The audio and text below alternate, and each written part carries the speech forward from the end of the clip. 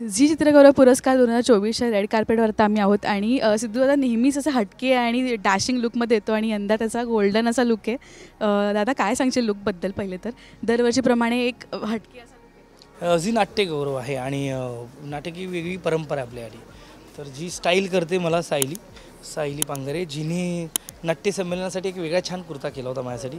त्याच पॅटर्नचा हा एक कुर्ता तिने बनवला आहे आणि खूप छान एक पैठणी साडीमधूनच तिने सगळं ते काठपदर वगैरे सगळं करून ना तिने छान केलं आहे आणि मला आवडतं हे छान. पण हे कौतुक तिचं आहे, नयनचं आहे, बिपिनचं आहे. पण मला असं वाटतं की ते आपले राष्ट्रीयकडे बोलणार तर कुठे बोलणार असं होतं ना ते. पण सोहळा आणि माणसं खूप छान विचार करतात कशा पद्धतीने जावं. तर हे सायलीचं सगळं आहे. नाटक म्हटलं की ना प्रत्येक कलाकारासाठी जिव्हाळ्याचा विषय, कारण का प्रेक्षक थेट येऊन बोलू शकतो आपल्याशी आणि तुझी सुरुवात तिथूनच झाली होती.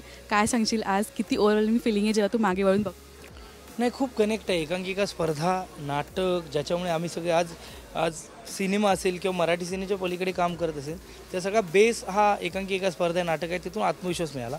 आणि मी नेहमीच म्हणतो, प्रत्येक इंटरव्ह्यूमध्ये म्हणतो की आम्ही कसे दिसतो ते रंगभूमी विचारत नाही, आम्ही काय करतो ते विचारतो. त्यामुळे हीच गोष्ट, हाच आत्मविश्वास घेतो आहे आणि बघूया. नाटकं तर चालूच आहेत यार, पण हा कॉन्फिडन्स मात्र बाकीच्या ठिकाणी वावरताना नक्कीच मिळतो. सिनेमा सुरू आहेत, पण नाटक करायला किती आवडेल तुला आता या क्षणी? जर कोणी चाललं आहे आजही झी नाट्य गौरवमध्ये एक छान काहीतरी शाहरुख मांजरेकरचं सादर करण्याचा प्रयत्न आहे. आम्हाला लवकरच दिसणारच नाटकामध्ये सुद्धा.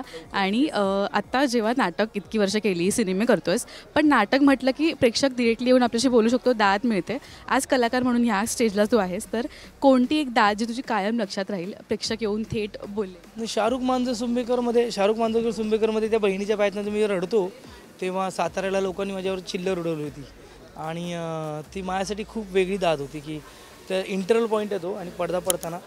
पण ते सगळं श्रेय हे महेश मांजरेकर सरांचं आहे. पण ती दाद माझ्यासाठी खूपच अजूनही लक्षात.